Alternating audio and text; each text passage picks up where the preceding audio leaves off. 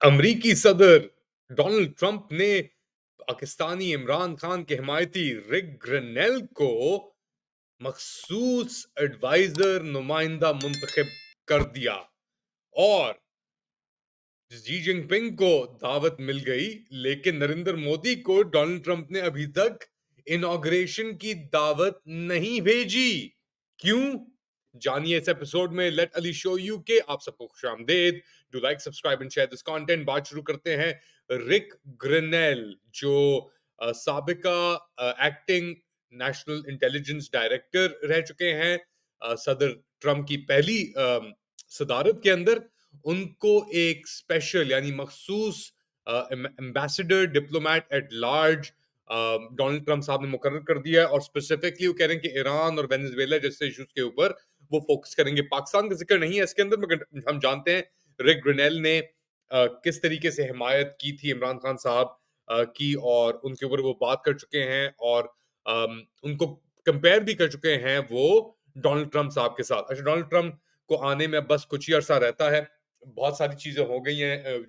ये आखिरी दिसंबर के महीने के अंदर अगर आप देखें सीरिया को लेकर, वहां पे डेवलपमेंट्स, उसके ऊपर डोनाल्ड ट्रंप ने कहा है कि वो ज्यादा फोकस नहीं करेंगे। उनकी कोशिश होगी कि जितना वो इससे दूर रह सकें, सीरिया से, या जो बचे कुचे वहां पे ट्रूप्स मौजूद हैं उनको निकाल सकें, उनकी वही कोशिश होगी। मगर मेरे ख्याल से इतना मुमकिन नहीं होगा, क्योंकि इजरायली बमबारी पिछले 24 घंटे के अंदर बहुत जोर से चल रही है दमास्कस के इर्द गिर्द। इसराइल ने बहुत एरियाज पे कब्जा भी कर लिया है बॉर्डर के साथ, और वो ऊपर पुश करने की कोशिश कर रहे हैं लबनान की तरफ। लबनान और सीरिया बॉर्डर के ऊपर एक तरफ, और फिर जॉर्डन और सीरिया बॉर्डर की तरफ एक तरफ उन्होंने अपना कब्जा जमा लिया है। और जो खबरें आ रही हैं कि 5 से 7 ऐसे मखसूस एरियाज हैं सीरिया के अंदर जहां से उन्होंने लोगों को भी निकाल दिया है और उधर अपना कब्जा कुनेत्रा के अंदर फॉर एग्जांपल मजबूत कर लिया है। डोनाल्ड ट्रंप साहब की इनॉग्रेशन को लेकर ये खबरें आ रही हैं कि जी उन्होंने जी जिनपिंग साहब को दावत दी है, इनवाइट किया, पता नहीं आएंगे नहीं आएंगे वो ऑब्वियसली, मगर नरेंद्र मोदी साहब को, उनके डियर फ्रेंड को उन्होंने इनवाइट नहीं भेजा। क्यों नहीं भेजा? क्या वजूहात थी? आप खुद समझ सकते हैं। मगर लग नहीं रहा कि अच्छी वजूहात होंगी कि अगर नरेंद्र मोदी साहब को इतनी उन्होंने सेवा करने के बाद, वेल एक वजह ये हो सकती है कि वो जानते हैं कि यार मोदी तो अपना ही बंदा है, तो इसको बुला के क्या करना हमने, मगर चाइना तो एक मुखालिफ मुल्क है, और उसके साथ तो ऑब्वियसली बराबरी का भी एक तरीके से वो होता है। और ट्रम्प साहब तो टैरिफ्स और चाइना को अम, करने में बेसिकली यू नो एक दूसरे की, अब मदद तो नहीं कह सकते, बट खैर एनीवेज एक इंटरेस्टिंग टाइम होगा जब ट्रम्प साहब आएंगे।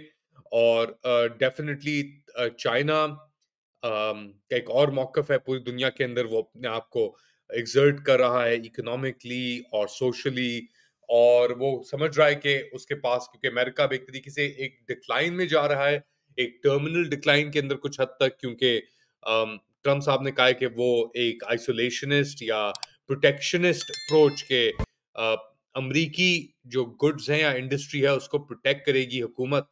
और बेसिकली ये उन सब इरादों ख्यालात के खिलाफ जाता है कि जो कहता है कि आज़ाद मईशत या फ्री इकोनॉमिक सिस्टम्स के अंदर, जो अमेरिका कहता है कि अमेरिका के इकोनॉमिक सिस्टम्स उतने ही फ्री हैं जहां तक उसकी रिट रहती है। रिट से मुराद कि जहां तक उसका बस चलता है, या तो डॉलर की बुनियाद पे, या तेल की बुनियाद पे, या जंग की बुनियाद पे, अमेरिका अपनी इंटरेस्ट को फैलाता है दुनिया के अंदर, और इकोनॉमिक इंटरेस्ट को। तो जब हम फ्री ट्रेड की अमेरिका बात करता है तो कहता है कि free trade in favour of the United states, यानी सबसे ज्यादा कंपेटिटिव जो प्रोडक्ट होना चाहिए या मार्केट होनी चाहिए वो अमेरिकन होनी चाहिए।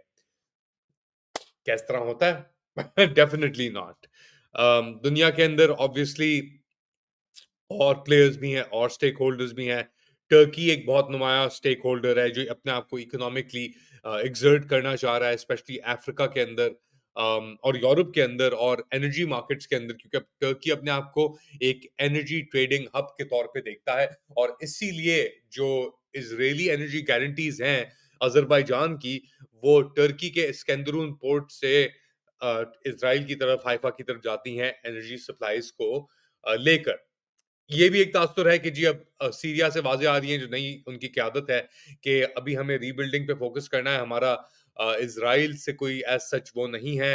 हम अपनी इंटरनल सिक्योरिटी और अपनी इंटरनल प्रोग्रेस और इकोनॉमिक प्रॉस्पेरिटी को वो ज़्यादा तरजीह देने की बात कर रहे हैं। मगर इज़राइल फिर भी, जिसमें ज़िक्र करा था, उसने अपनी बमबारी के अंदर कमी नहीं की।